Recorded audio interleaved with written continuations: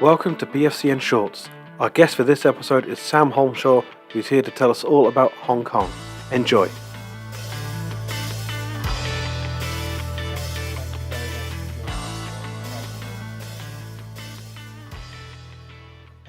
Yeah, I'm all good. A little bit out of the practice with the new people, and I've not been on a podcast for a while, but all good. Thanks for having me on. Don't worry. Well, there's a bit of a time difference, isn't there? Where are you today? Over in Hong Kong, so it's just gone specifically 10 minutes to 10 p.m. So it's all dark outside. Getting used to that. I've just been in Australia for 2 weeks where I've been sort of enjoying the sun. A little bit of a tan going on. I'm back over in Hong Kong now. It's a bit like being in the UK. Everything's going dark at 5 p.m. So just trying to get used to that again. Did you have a sunny Christmas? Really good Christmas. Met a couple of mates over in Australia. I've been meaning to go for a couple of years, and yeah, had a good amount of alcohol. Good break needed after a solid 6 months starting in Hong Kong. So yeah, all refreshed and ready to go for our term two over here. Now, where are you from originally? Sheffield, England. Over in Yorkshire, so you might be able to tell with the little bit of the Yorkshire accent I've got left. I found myself being a little bit more speaking the Queen's English over here, so the international kids can understand me. If I come with that thick Yorkshire accent, they're not really, understanding what I'm saying. But Sheffield, England is where I'm from. That's something a lot of coaches have to deal with when they go abroad. If they don't speak the Queen's English, their accent adjusts and adapts so much that often they're unrecognisable to their friends and family back home. Now, I've got my dad's side of the family from Leeds, and my aunt in particular in her 70s or 80s. Very, very thick Leeds accent. Also speaks at a lisp, and I can barely understand her. But we always try and make her sit next to the wife who's from Mexico and try and, God, did you get it? Did you get it? What do you think she's saying? And it's getting worse and worse over the years. Terrible. It's terrible, but you get used to it. Particularly when you move abroad, you have to. Otherwise, you're never gonna get anywhere with your players. Before we start on about Hong Kong, just so that we're clear, a few facts on Hong Kong, because although typically football coaches know a hell of a lot about geography because we love the World Cup and all the other competitions, I think people of my age learn flags through playing Road to World Cup FIFA 98 game. So Hong Kong, where is it? What are the people like? What languages do they speak? So Hong Kong is over in Asia. It's just literally at the bottom of China. So if you look at a map of China, which is obviously huge, you'll find a little speck, a little island at the bottom, and that's Hong Kong. It is quite a very interesting place. It used to be part of the British Empire. So I think in 1997, it'd been part of the empire for 100 years or so, and then got handed back over to China. So it's even though it's technically part of China, it's a special administered region of China. But it still has quite a lot of independence, a lot of autonomy. So it's a very international place. The only place I can describe it to where I've worked before is New York. There is a lot of obviously local Chinese population around. So part of that means that there's a lot of Cantonese-speaking people, but also due to the international part of where we live, obviously Hong Kong English is part of the Hong Kong national language as well. But yeah, really, really cool little place. It's very small. It's quite amazing to sort of sometimes you look on a map on your phone and you see how far you're away from home. There's obviously quite a bit of Britishness here that's obviously been left from the days of the empire, but a lot of the time you do very quickly realise you're in Asia as well. But yeah, very cool place, really cool place to live and very cool place to coach at. Is it easy to adapt to Hong Kong because of the British links and because it's such a cosmopolitan place? For instance, before going to Singapore, people would say it's like Diet Asia or Asia Light. So it's got enough similar creature comforts that you can make an adjustment. You're not massively out of your comfort zone compared to where you might be in some other places where language is completely different and you don't have a lot of the same Western influence. Yeah, I mean, it's a great question because, it is such a big Asian population here. I think maybe if you compared it to 10, 20 years ago, it might have been even more international. COVID-19 kind of lasted a lot longer here than it did in the UK. So that meant a lot of international, people who were obviously working over here and moved back. So when I came, it probably wasn't as international as I thought it would be. But for sure, I was transiting in Thailand, so I had 4 days in Thailand before I moved out here. And in Thailand, you very where, you stood out. Obviously, there wasn't a lot of, white Caucasian people walking around as you'd expect. Obviously, over here, it's a lot more international. And even not everyone speaks English, but you sort of get away with sign language. Most people generally speak English. I mean, we're pretty lucky, aren't we? I always say English people are very lazy, that we don't have to learn another language, and it's certainly the case out here. But for sure, I think if I was, coaching in mainland China, I think it would be a lot more of a culture shock than in Hong Kong. Having said that, it is, obviously completely different. But like I say, you do have those sort of elements of, the British influence, and you sort of see that there's a lot of British over here. So, of course, culture shock it's always going to be when you move into a new country, whether it's, Anglo-speaking or, completely different. But that sort of little bit of Britishness that is over here just kind of get you through, and it makes it certainly a lot more easier. How long have you been there now? So I moved over in August, so sort of late August, I believe, mid to late August. So literally, just entering the 6th month. And what was it that appealed to you about going to Hong Kong? Quite honestly, I'd just been sort of looking to move away for years. So I went to America when I was 21. I had 4 months over there coaching in between my 2nd and 3rd year at uni. And I'd sort of just been really keen ever since that. Once I knew that I was going to finish my degree, I'd been really keen to move abroad. I was looking a lot at heading to the States sort of this time last year, when I would have just really finished my master's degree. But just, didn't really find anything that I was looking for. And then just the job kind of popped up. Obviously, I had an interview, got offered the job. I didn't know anything about Asia. Didn't ever really imagine myself going and working in Asia, but I'd had a few contacts that told me they'd sort of been over this way, and football seems pretty big and it's ever growing. And once sort of done a bit of research on the company I was going to be working for, a little bit of background, trying to figure out how football was over there and how that was going to support my career, I just thought, yeah, why not? I think that you have to kind of put yourself out and try these things, and if it doesn't work out, it's a flight home, isn't it? So, but yeah, just quite honestly, just got offered the job, and I'm the sort of person that just goes, why not? That looks pretty cool. If anything else, it's going to be a good experience just moving out and trying something new. What you said right there is so important.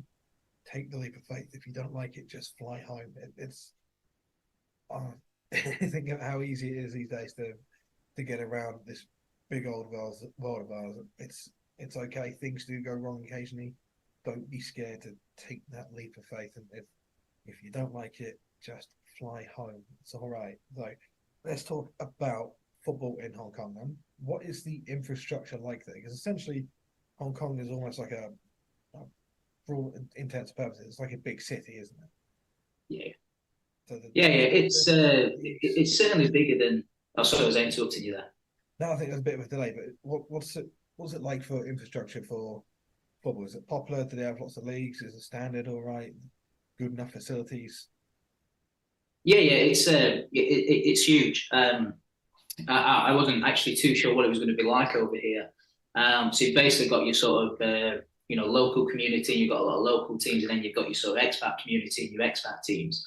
So obviously there's a couple of teams in the professional league that were obviously founded by British, English men. 150, 100 years of history, and then you've got your sort of more local new teams that have come in.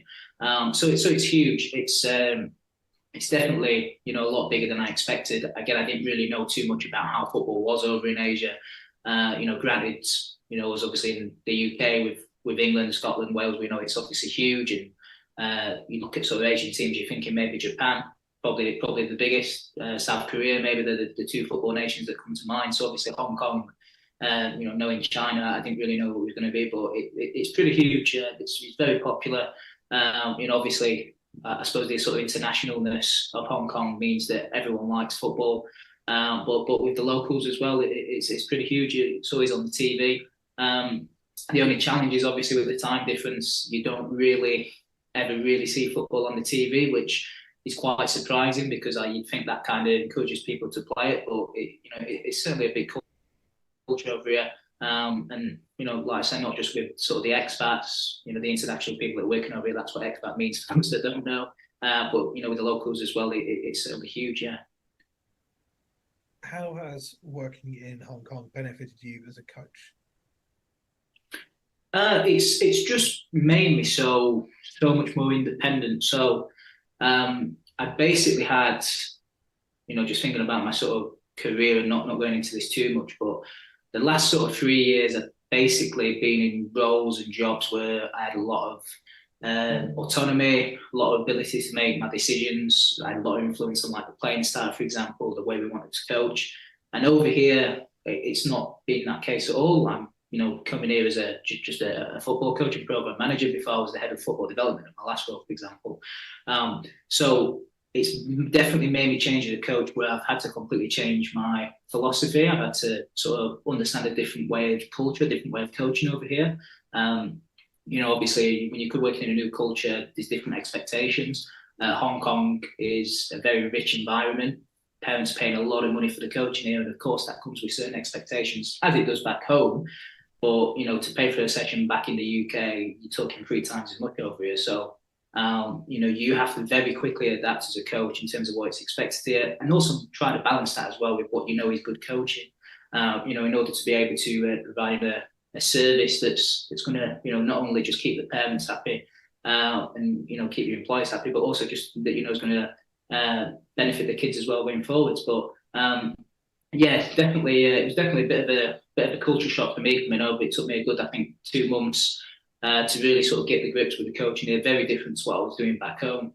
But I think you always kind of sink and swim in these situations, don't you? And you eventually get to grips. And quite honestly, it's made me a better coach.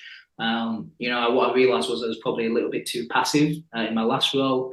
And over here, it's made me a little bit more feedback, trying to coach kids through the game a bit more. As I was sort of leading on to before, the biggest difference over here is the kids don't watch the game because of the time difference. So kids aren't growing up watching the Premier League, for example, the Championship, even the World Cup's just gone. It was on at 3 a.m. in the morning here. So kids aren't seeing that. And, you're going in and you're coaching basically the game. And we'll say that back home, we coach kids the game back home, but here you're sort of teaching them the rules at older age groups that you probably won't have to do back home. I call it like the basic principles. So, for example, things like teaching what offside is. I knew that from like being 10. If you're working with kids that are 13, 14 years, you still have to kind of explain that to them. So that's probably the biggest culture shock. But honestly, it's as difficult as it's probably been at times, trying to figure out how to sort of develop my philosophy and sort of fitting over it. It has really made me a much better coach in the longer run. Away from coaching, being in this new culture, how has it benefited you as a person? Really great question. Just made me so much more independent. I realised that even though I was 25, I was still sort of heavily reliant on my parents for, just like advice or, where I wanted to go in my career. Sometimes if I was sick, I'd still ask my mum to ring the doctors because I'm sick. And then you come over here and, it's basically all on you. You have to set up your bank account. Obviously, sort your healthcare out. You've got to figure out how to look after yourself. And you're just very independent. You have to be. You're moving to a new country. You don't have any contacts other than people that you're working with. You don't have any mates. And you have to really put yourself out there to, get to know people, make sure you're obviously enjoying your social life. And that's kind of been, a really good thing for me because I think, and I say this to a lot of people back home, I think we can be quite easily get into a comfort zone, sort of saying all thing you do for years and years and years and years. And I was certainly guilty of that. So coming out of uni for the last 3 years, coming over here, it's just been a completely different way of life. It's changed me as a person. It's developed me as a coach, but it's been hugely, massively development as well. I mean, the biggest thing for me is my dad's a coach, so if ever I had any sort of issues or anything, wasn't sure, and I'd always go and see my dad and speak to him for an hour. 8-hour time difference. That's not always possible. So suddenly you've then got to sort of just figure it out yourself. And that can be challenging, but actually it's just made me a much better person in terms of like, self-control, just in your mind. I think most coaches are saying you go and you can think about stuff and you can overthink it. Why didn't I do this decision? Why didn't I play this player here, for example? And that's been one thing for me here where I just don't even think about it, just switch off. And that's been great. It certainly made me probably a much stronger mentally person as well as a much better coach as well, I'd say. And certainly heavily more independent, which my mum's really happy for. Yeah, speaking of that independence, just reminding me of 10 years ago, I worked in Canada, did a summer camp up in Yellowknife, so where they do ice road truckers. Yeah. Really into football. Mum was from England, and a few years later he came over to study. He was at Southampton, so I was back home and brought him in to my team to do some coaching with me. And his mum was still ordering his shopping. So even though she's in Yellowknife and he's in Southampton, she was doing the Sainsbury's delivery for him each week from her laptop, thousands of miles away. And yeah, he's fine now. He sells cars and has a kid and a nice house. But at that time in his early 20s, to still think his mum was having to do the arranged Sainsbury's delivery. Right. That's nonsense. So clearly guilty myself. I've put my hand up.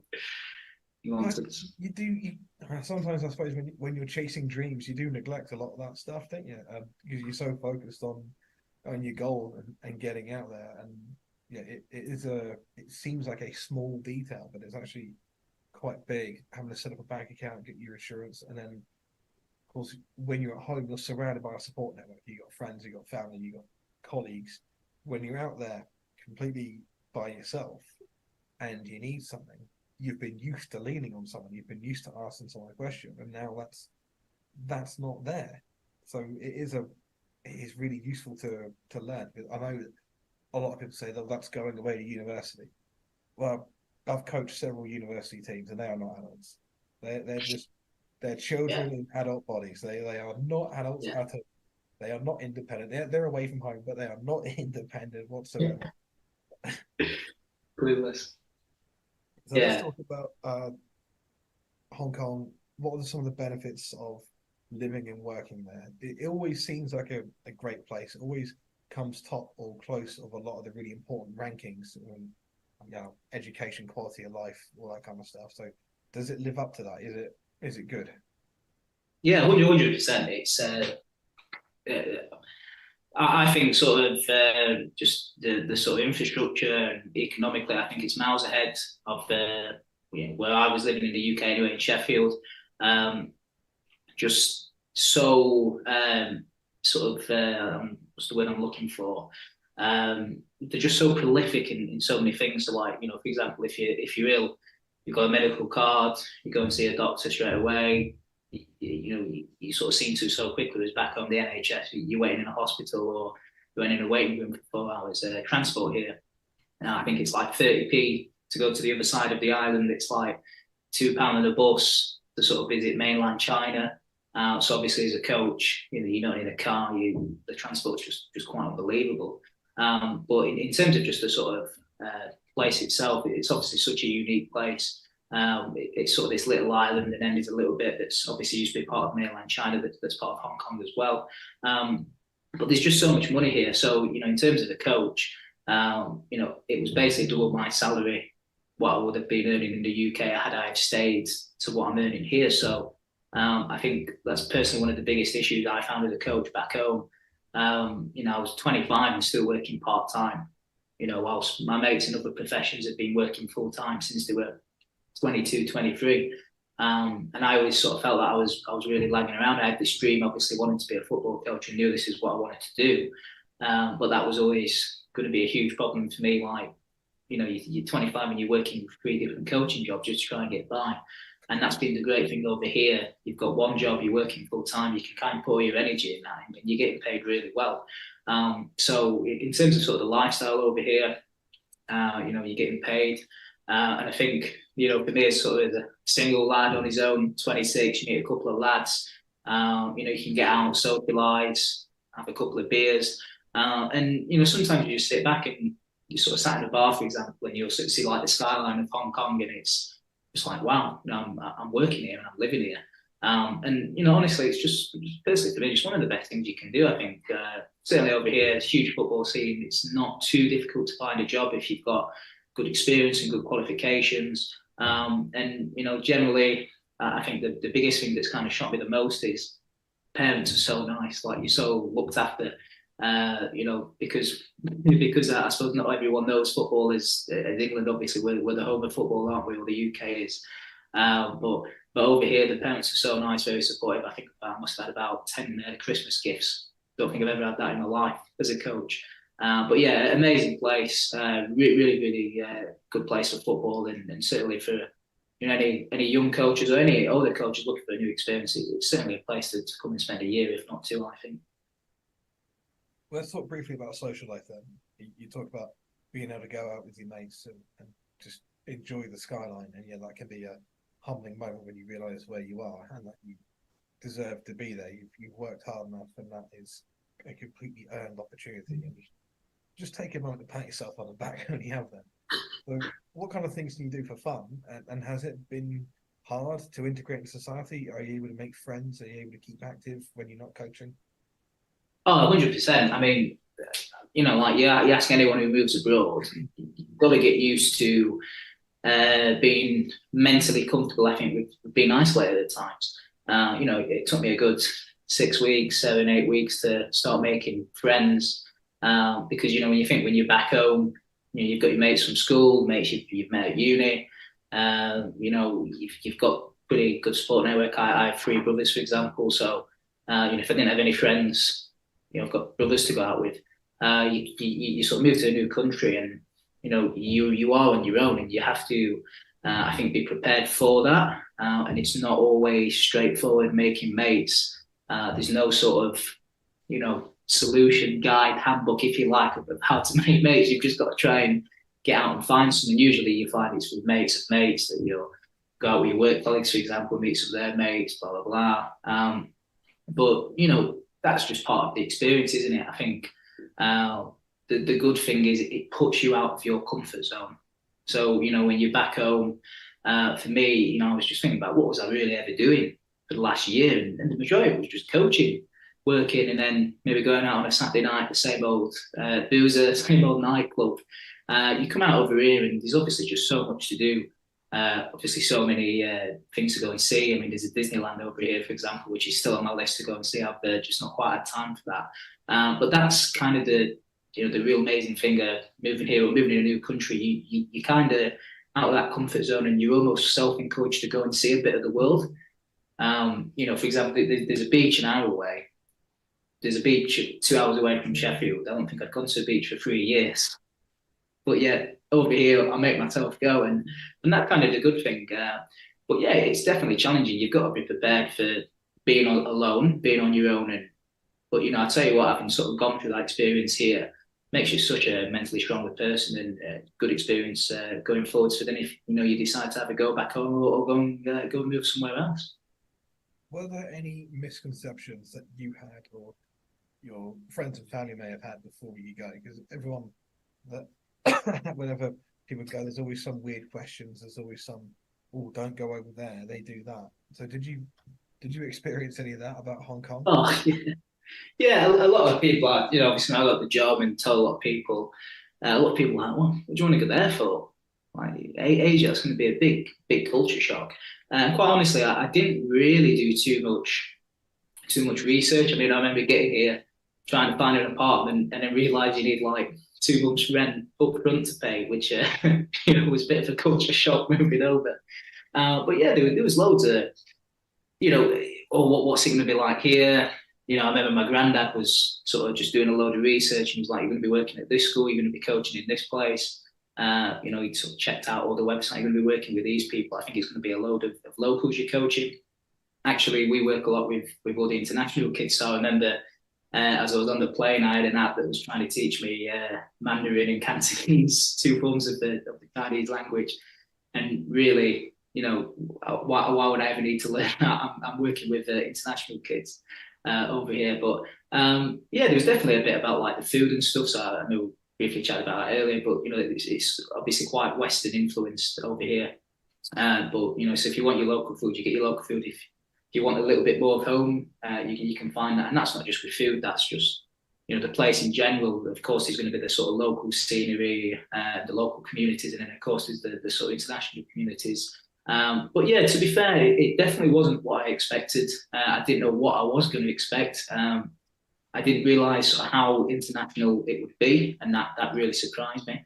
But generally, it's you always sort of have those thoughts in your head of, I'm going to like it and settle. I know my nan, for example, she was really worried, thinking, God, you're going to be so far away, and I'm just not sure you're going to enjoy it.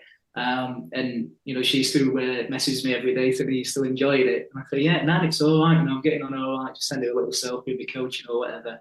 But yeah, you're always going to have their misconceptions. You get here, and then obviously you experience reality, and it is what it is, I guess. Pretty good place so far. You're painting a really good picture of it, and I would love to go. So, last question about Hong Kong. What advice would you give to someone who is considering working there? Big thing, just do a load of research. So I got caught out by definitely not doing enough research about the place. It's a very expensive place to live, which is the only downside. But obviously you're getting paid a hell of a lot more than you would in the UK, so it obviously balances itself out. But as I said, I didn't realise you had to pay too much rent up front. So luckily I had a bit of savings going. If I'd just come straight out from uni, I'd probably been on a plane back. So I think the big thing, or the big mistake I made, was not doing enough research. I've always kind of been one who's just like I said, when I went to America, I was like, oh great, yeah, headed to America. Didn't really think anything of it. I had an amazing 4 months. And I thought the same here, but my mistake was, no, you're actually living here. You're not going to be living there temporary. You actually live in there. You've got to find an apartment yourself. You've got to look after yourself. Obviously, when you're working for them companies where you go to America or Canada for 3 or 4 months, everything's kind of done for you. So I think the biggest thing for anyone coming over is just research it as much as you can. Of course, you're never going to really know what it's like until you go and get out there yourself. But I think you've definitely got to do research on what it's like to live there, what sort of stuff's around. Is this place going to be for you? It's like living in London, New York. It is hectic 24/7. I didn't realise that, and sometimes you can't get away from that. So if that's not for you, then you're probably not going to like it here. But that would definitely be my advice. Luckily for me, it's kind of worked out all right, as I thought it would. But definitely do as much research as you can, because you've got to have an idea where you're going to live, what you're going to do, what do people like.